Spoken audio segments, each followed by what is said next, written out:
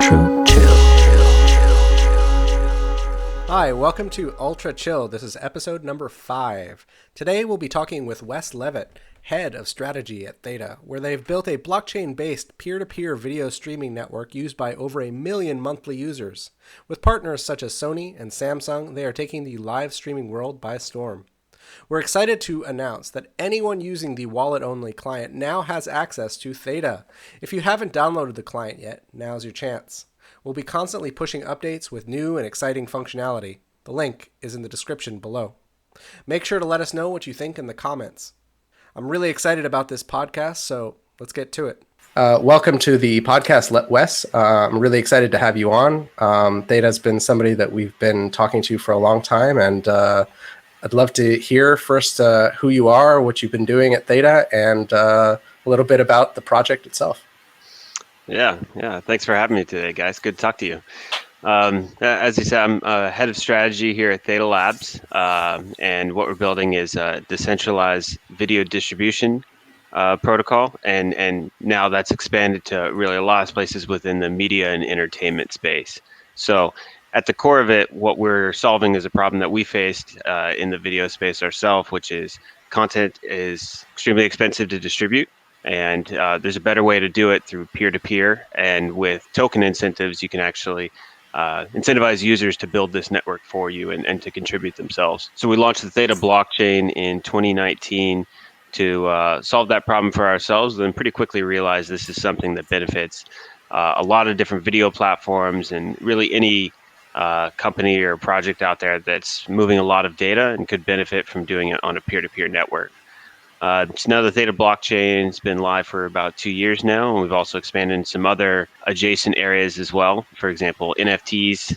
Since we work with a lot of content creators and streamers, that was something they're very excited to start adding, especially starting mid last year to this year as NFTs have gotten more and more into the mainstream. So we launched NFTs as well, and as something that our content creators and others can launch on the platform. But all focused around the area of media and entertainment in the blockchain space. Nicolas, can you tell us a little bit about how you and Theta connected, a little bit about the history of the partnership between the two different companies? Yeah, totally. I think actually it was quite a while now that we started discussing, and it was through Sam who's at blockchain.com, who's one of the investors in Theta.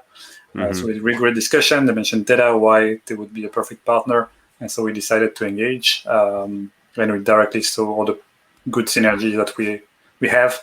Basically, Theta, as you know, have gamers as audience initially. So gamers are actually our audience as well, though we're doing totally different services. So it made a lot of sense to connect and see how we could potentially work together.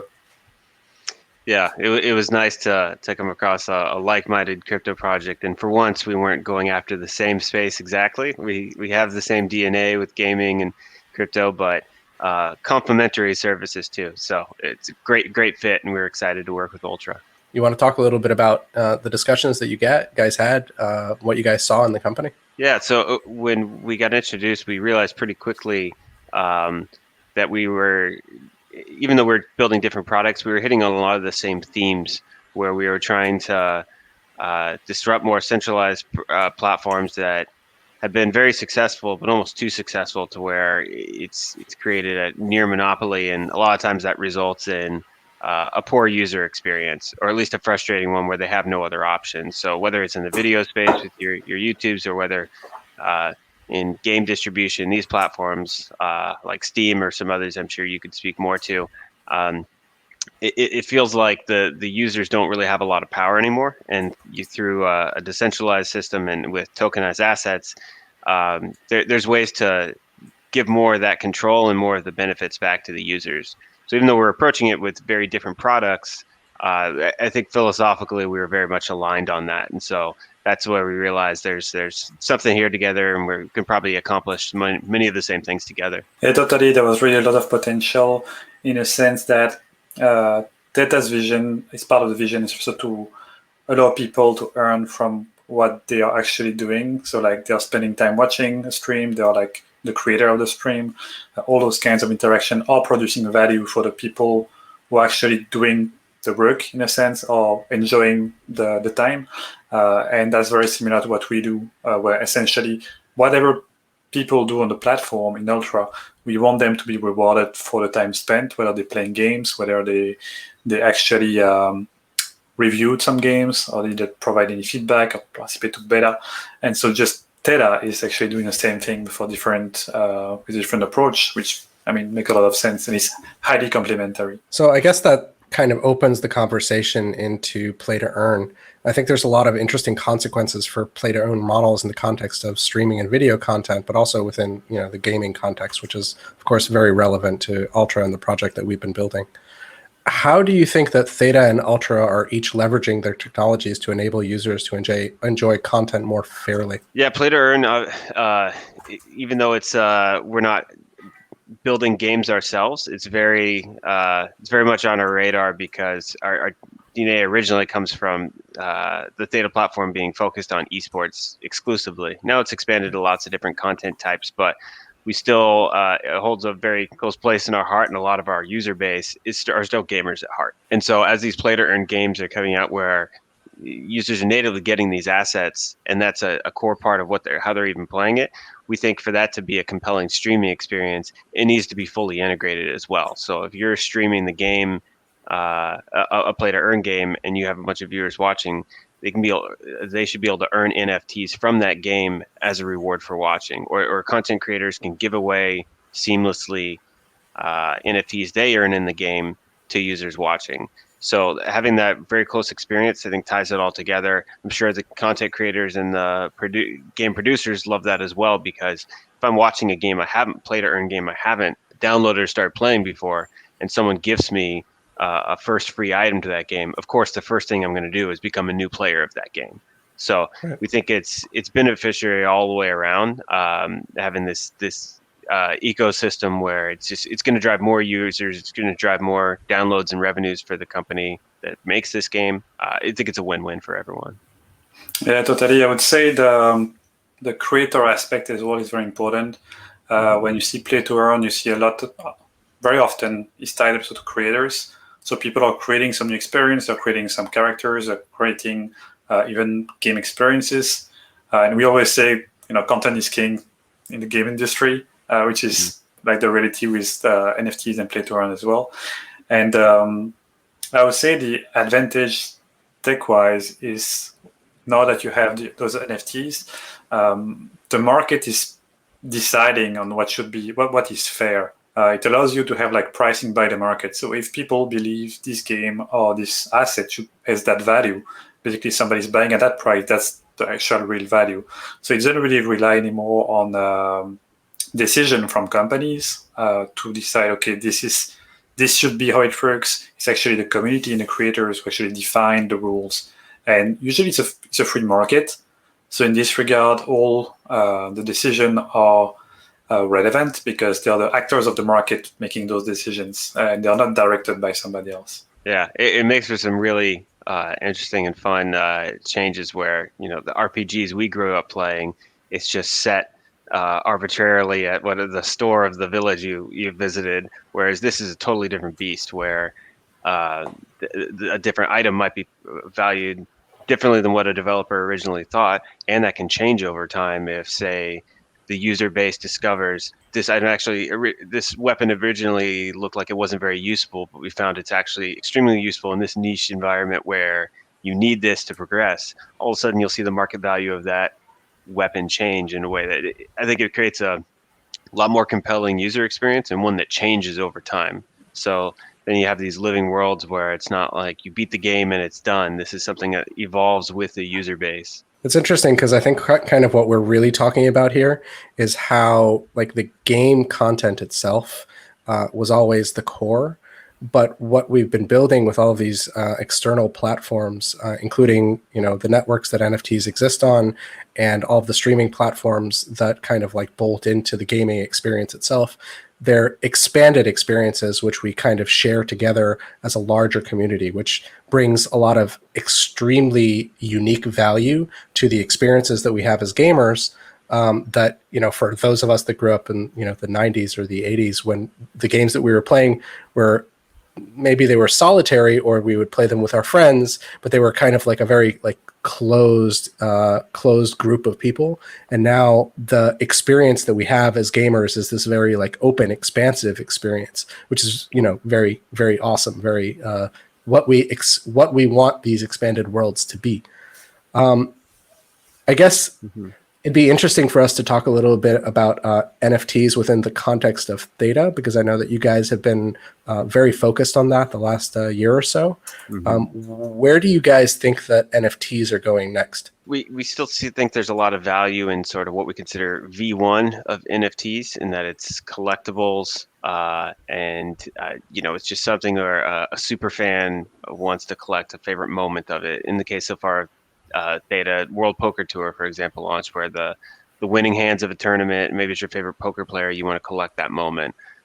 You've seen this in other examples, like a NBA Top Shot. That's all well and good, or NFT art, but we think where it's going and what's going to be much more exciting is, for example, what we're doing with One Championship, the MMA promotion out of Asia, where they're looking at this far deeper and want to have this far more integrated within their fan base and their fight promotion. So I don't want to reveal too much of the specifics ahead of what they're doing, but the NFT is not just you keep it in your collection and you show it off to your friends and that's it.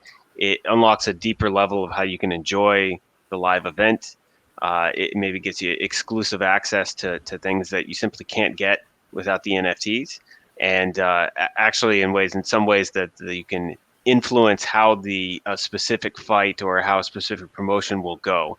And I'm being deliberately vague because I don't want to front run some exciting things they're going to announce, but that is where we think where NFTs are going, and what's going to get an even more attention and adoption from mainstream audiences, where if you're not just in that collectible mindset, this is something that gives you direct value that you can't get anywhere else than owning this NFT. I think that totally expands the box as to what kind of people will want to buy NFTs. As you mentioned, so the brands themselves. So right now we see a lot of connecting, as you mentioned, but for the brands, it's a really powerful marketing tool. They've been, trying and innovate all the time to find some new ways to reach their audience, their potential customers, consumers. And NFT is already part of this next wave. Because right now you see the users who own NFTs are crypto folks, right? You don't see many people outside of this bubble. But with brands, they have like massive user base, and providing them some new solutions to reach this audience is, to me, what's going to be really bringing mainstream adoption to the NFTs. Is this aspect, because we've been discussing with so many different companies, some that we are working with to actually create those experiences. When you speak to their marketing team, they're like, oh, wow, this is what we can do with it. And they're just like blown away. Oh, and then this is just the beginning. This is just the tip of the iceberg. This is the tech, how the tech works, because you don't have transaction fees, because it's instant and all that. It's like, okay, sure. So we can do this whole thing. Like, sure, we can do that. Yeah. And this is just because they never thought about it, because it was just not possible before. It was just like in a closed mind where basically this is what's possible. But now you give them some new tools to create something new, and then they all go in every direction possible, with physical stores, with the giveaway solutions, how to bring more people into, I don't know, say a bar, for example. Can NFT do that? Yeah, they can actually. Yeah. So this is all part of the next wave of NFTs. They are really will be leveraged by the largest brands out there. Yeah. I guess really NFTs are about unlocking functionality at the end of the day. Like when you talk about NFTs, even, as NFT art, like what you're actually doing is you're unlocking the next level of market functionality. And when you look at it from the gaming perspective or from the streaming perspective, the experiential perspective, then you're unlocking the access to those things or the functionality which is behind the things that you'd like to propose or present for those brands. Yeah, it's a very good link, I would say. It's like right now you have the physical world, you have digital world, which are like for the brands. Usually they sell in the physical world. They have a store. They have like selling products. but they don't have a neat way to merge the digital life of the users, because right now their users don't come as much as before. The consumers don't come as much as before to stores. They just go online. So how can they reconcile both of them? And actually NFT is definitely one of the key to that. And if you expand further into metaverse and everything tied to NFTs and what's coming,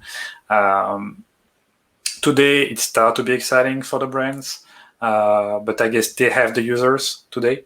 So once you're gonna have a critical mass of players within those metaverse, then you're gonna see a shift as well of the interest, because the users are there now. So how am I gonna reach them as a brand? And then you get the other way around for the NFT, also providing value from physical world to digital and back and forth.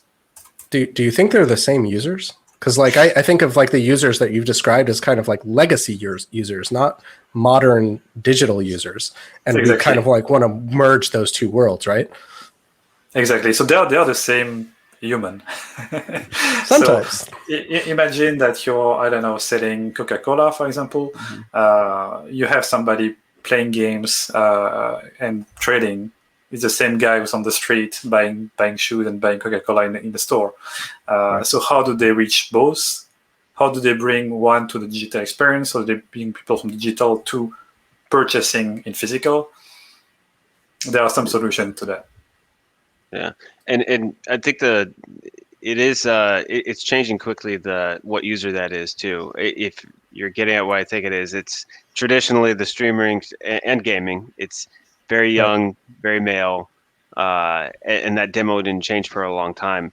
But that and also the streaming demographics, even just the last 5 years, you see a pretty dramatic shift where I don't know if it's just the same streamers getting older and staying with it, but it's becoming much more diverse. It's becoming both on age, in gender, and it's really just becoming a more everyday, normal thing for people to do.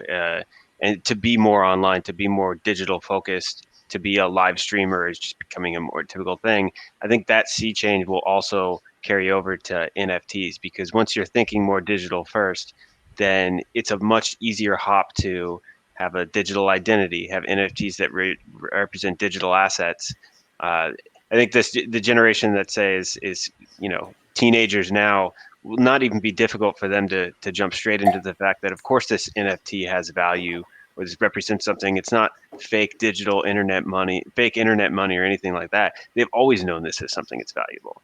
It's only those of us who were still very young when the internet came along that it took a while to get our heads around this, but it's just going to come naturally to them. So I think this is just the beginning for that being legitimized as a way for value to transact. Let's talk a little bit about advertising, because I think that that's something that a lot of the play to earn and digital asset models, they usurp those old business models, and maybe they complement them. And I'd like to hear what you guys think about advertising in general, and what you think about advertising within the context of each of the platforms that we've been building. Because if we're talking about YouTube and Google, then the advertising is the core focus. It's what these companies have been built around. And it's how they monetize their platforms, and how the people that produce content for those platforms, they are paid for their time. And within the context of Theta and streaming and Twitch and streaming and some of the other competitors in that market, then there's a different way to go about that. And I'm curious how Theta intends to go about that within the context of advertising. And maybe, Nicolas, you'd also like to jump in and talk about how advertising works within our platform, and maybe how the intended future scenarios might roll out.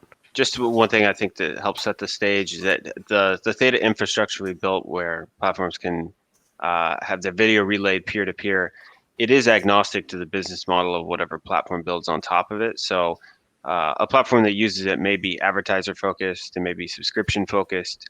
It's really the protocol won't make a distinction between that, and it's not up to us to decide that. But even with our own Theta TV platform and the way we present this to partners, we're not strictly anti-advertising. I think it's more that there's a backlash against platforms that are ostensibly free, but of course you are the product and you're treated as such, and you're not getting anything direct in return besides watching content, of course. But it's really more that we're trying to shift the focus where there's more of the value pie being diverted to the user as opposed to very little of it, and the user being more in control of how that advertising being shown to them. We're not trying to kill advertising per se. It's not that we think advertising is inherently a terrible business.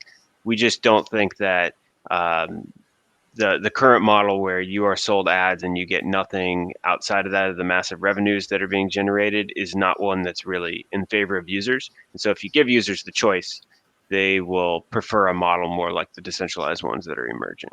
You can see it actually in some areas like mobile gaming. It's already popular for many years that if you don't have enough money to actually purchase within the game, you can simply watch some advertisement, and that's something which is not mandatory. That's a choice you make.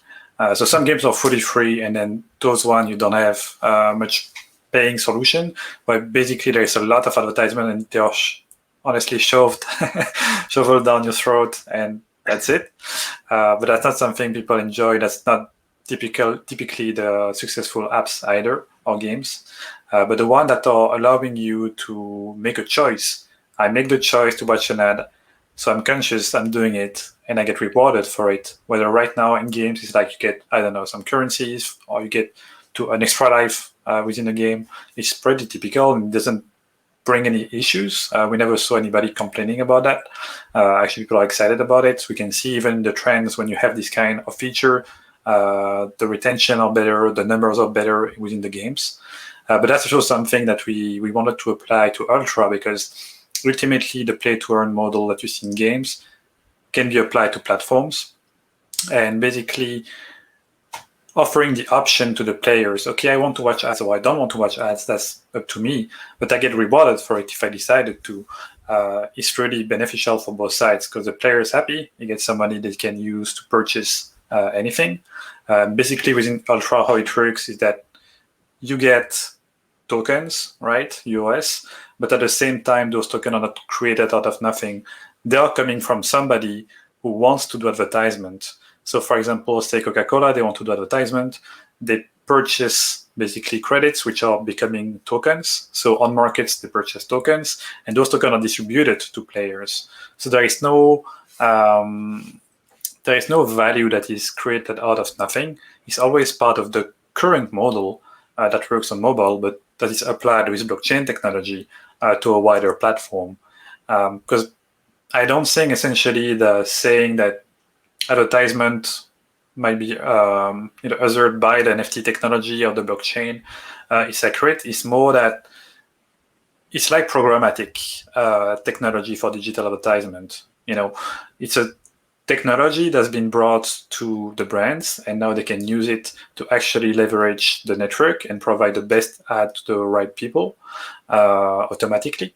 The NFT is another tool that they can use to do better marketing and better ads. So I think they won't replace each other. It's just a new tool in the box that could make the whole advertisement experience much better for the users and for the brands as well. I guess in the context of lower income countries, that has a lot of value also, because if you're working within these platforms where the value is being taken from you and passed on to other larger entities without any value being attributed to you, like that piece of the pie that Wes was talking about before, especially when we're talking about equality across the world.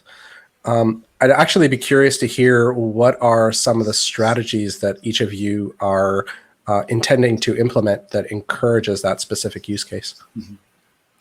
Yeah, I would say in terms of content creation, so you want people to be rewarded based on their efforts or the time they spent.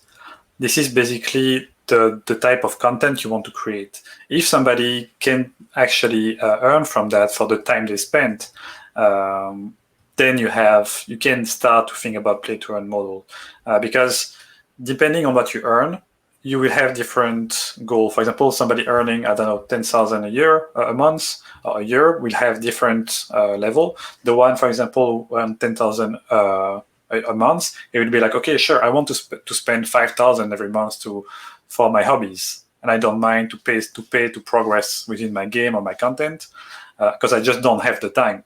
But somebody else at the other side of the world, he has the time, and he will earn more money doing that than actually doing another work like in the physical world.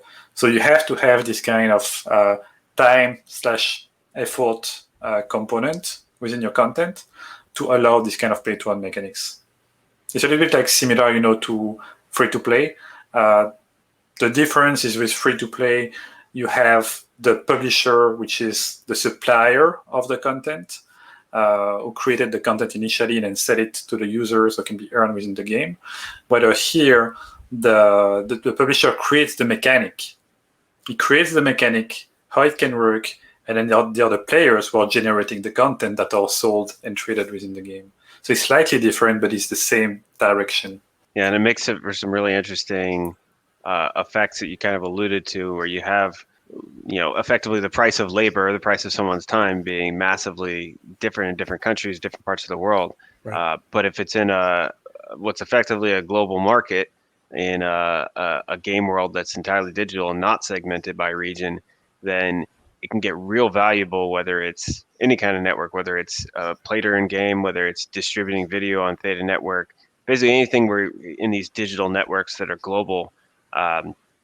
It could be very valuable for someone in a lower income country where maybe that a couple bucks a day doesn't move the needle for someone who lives in London or San Francisco, but it's extremely meaningful to someone in countries where that's, a good portion of a living wage. I mean, we've heard this directly from users running edge nodes in some disparate areas where this is actually a meaningful contribution to what they're earning. So I think it's a really exciting opportunity for many parts of the world, but it's also going to be a really fascinating thing to see how to design these protocols to basically leverage that and connect resources that can be used in lower income countries where there's no borders, there's no trade import restrictions. These can go directly into the hands of someone from a higher purchasing power country that wants it right now. Yeah, I would say it cuts a lot of the middlemen that you always see, and it cuts through like potential problems you might have and just goes straight to the pocket of the people who are supposed to earn it. And this is something you could see that it's been like established by really large corporates that you must have a middleman that takes a good chunk. But we can see over the time with all the lawsuits and antitrust arising a little bit everywhere across the world that this will not fly ever. Right now it's still working. It's happening less and less. Even in China, they recently you could see that the government decided that you can't gatekeep anymore your ecosystem. Like, for example, Tencent versus Alibaba versus others, they always forbid you to open the link to the other app because it's the other company. All those kind of walls are starting to be shut down across the world because, that's basically restricting people from enjoying something just because you want to protect your own market. And that's going a bit against the trend now for the world, I believe.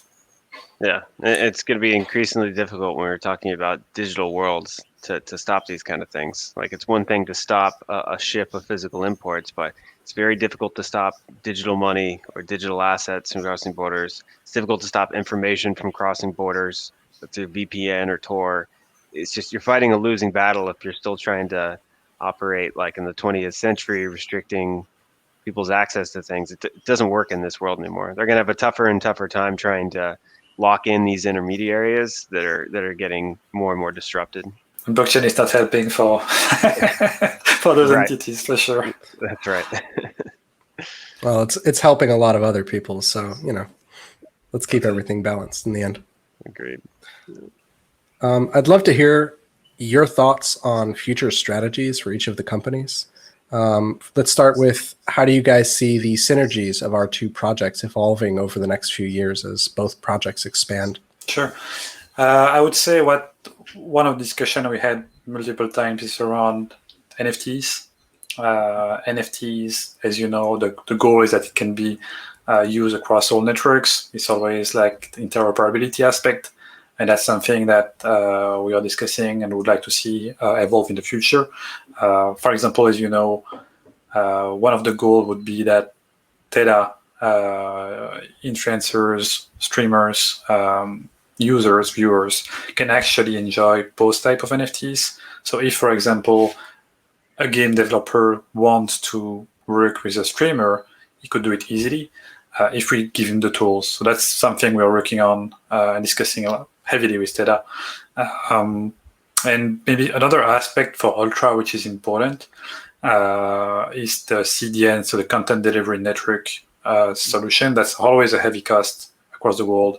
Sure. And Theta is a great solution for that. So it's more a matter of, I would say, of timing.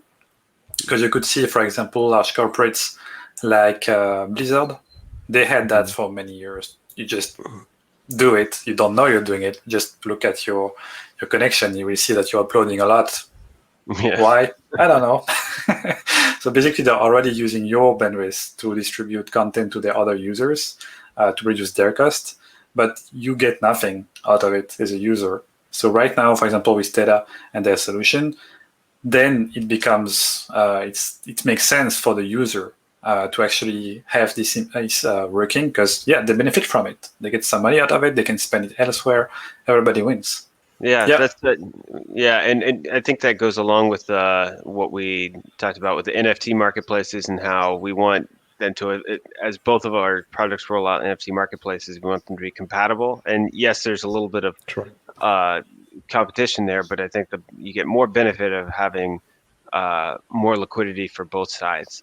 It's the same reason why, like, if you look in a lot of cities, there's a furniture district or there's the diamond district or something. And you say, why would you sit there right next to all your competitors when now they can go and they can shop at your competitor next door and compare? But it's actually beneficial for both on a net basis to have it more easy for users to come and get the benefits out of it. And having our NFTs listed alongside each other, I think is the same principle. Yes, you might be window shopping compared to both, but at the end of the day, having a place where users can come and trade liquid NFTs is probably beneficial to both sides more so. And then on the other side, really excited we've started with the video streaming part, where there's things like in the Ultra platform, if you go to a certain game page, the video of it can be distributed over Theta. But Nicolas mentioned something that we're very excited about, that it's not out in production yet, but moving this Theta peer-to-peer where it can work generalized for any data delivery. So for example, game distribution, which obviously is core to what Ultra is creating. It's really telling that, Blizzard had done this in the past, and it's clearly very beneficial to the platform that's doing it because they save a lot of money on that CDN cost. There was a huge backlash if you just Google Blizzard peer-to-peer and so on, where users revolted because they didn't even know it until they had checked how much bandwidth was being used without their permission. And I'd have to check, but I don't know if they eventually had to take it off because users were so upset about it. But clearly different philosophy than what we're thinking of to how this would work, with one, where it's opt-in and it's transparent to users, but two, that you're actually earning for it. It's not just your resources being sucked away to their benefit, as if the fees they charge you are not enough already.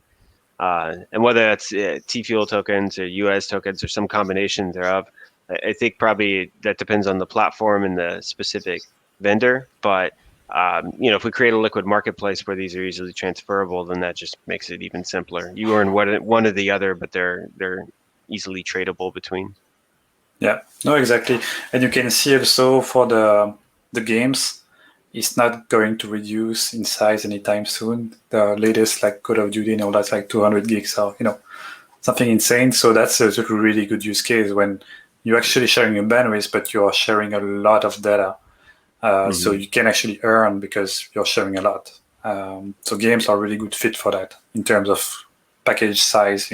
It's just gigantic. I don't think there's much other as large as games right now. How do you see this impacting influencer marketing? Influencer marketing is something, as you know, that is growing like crazy for the last 10 years. It's just now maybe the first way to market to consumers. But the thing is, influencers, what they want is to grow their audience, their followers. On the other side, the publishers, what do they want? They want to sell their games, right?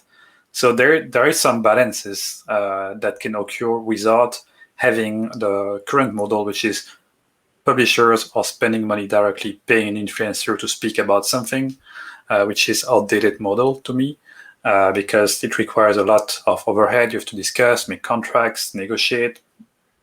There is better solution. And here, basically, if I take an example, I'm a publisher and I want to promote my content. I can make some really rare items within my games, some exclusive arts. There are many things that would be very attractive for users. And as a streamer, if I'm actually giving away those items because I received them from the publisher, people will come and see my stream because they're like, wow, this is this super exclusive item. I want to get it. I want to watch his stream and have a chance to earn it. You can directly see here that both have a lot of value instantly. One brings more users, the other one has more people seeing his games, because all the current users of this streamer would see the game as well. So if he's live streaming it, playing it, and at the same time somebody buys the game who didn't know about it first, as a streamer, since Ultra has a promoter program, which allows basically the game developers to say, okay, I give 20% or 15% to anybody selling the game, automatically you get a double reward. So you get the reward because there's more users as a streamer, but also you get the reward because people are buying the game, plus bringing users to the platform of Ultra, which also brings in the referral program. So all in all, you can see how tiny functionalities, as it seems like, once they are pulled together with the right partners, are making impactful solution. Once you're doing this with NFTs or other digital items or on-chain items, I think it just makes that value loop even tighter. Because we've done this in the past on Theta with streamers where skins from the publisher are given away. And that works as an incentive, and the publisher is happy with the results, and you can see how many game downloads they generated. But it's a little clunkier. There's more potential for fraud because there's not a perfect way to track exactly what's attributable to a given influencer, but it's trivial when you're working with NFTs to know exactly what users were watching, who received the item, and what that drove, what downloads that they drove through that. So we see it as basically the upgraded version of this. It's the same concept, but NFTs and other on-chain items make this just a much easier system to use.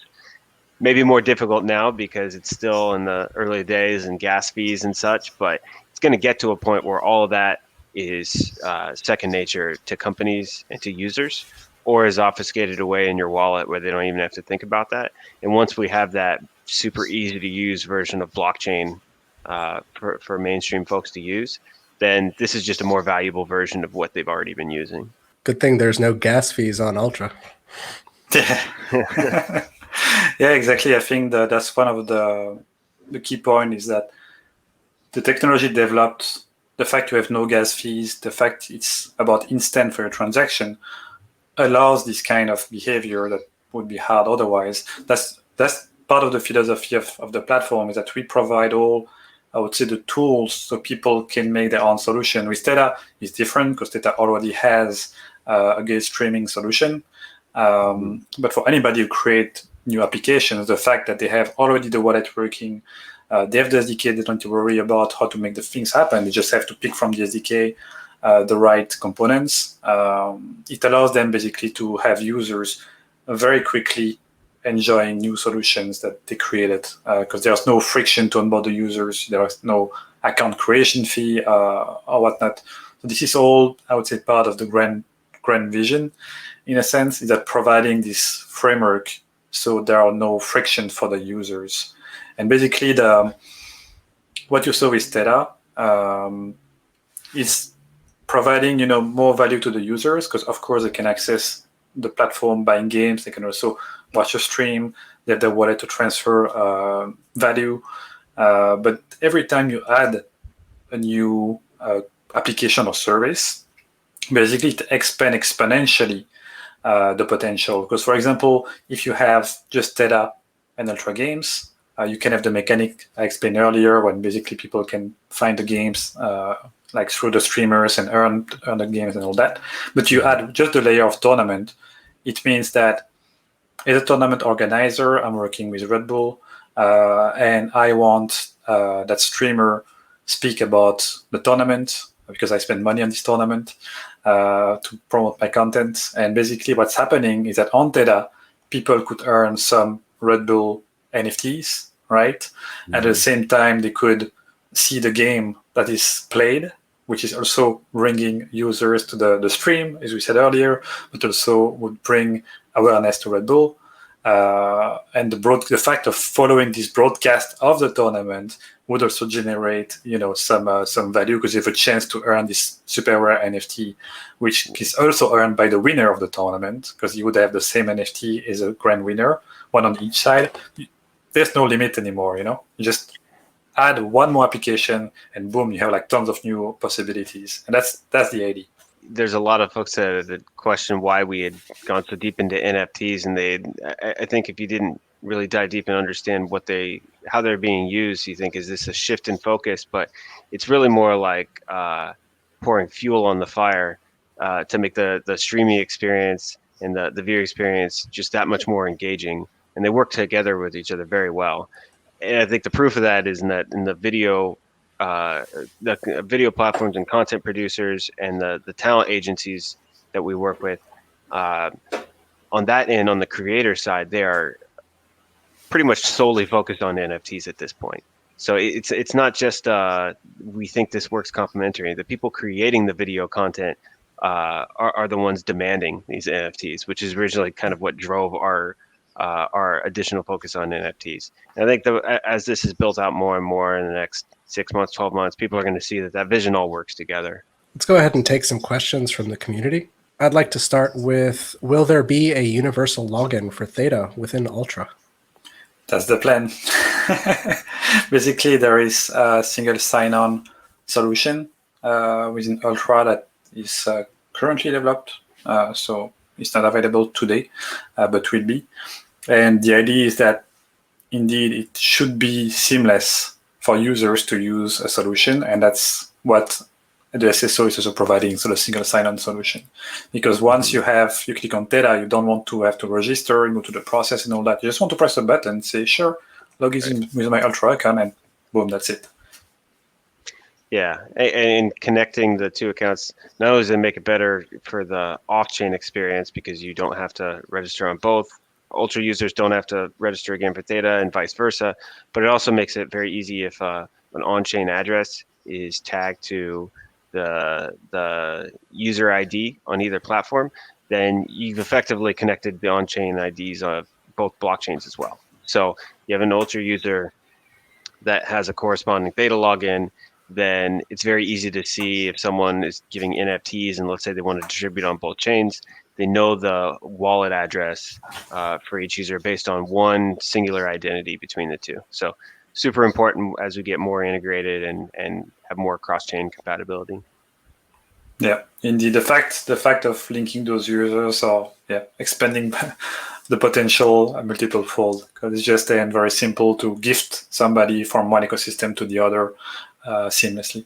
I think that dovetails actually really nicely with the next question.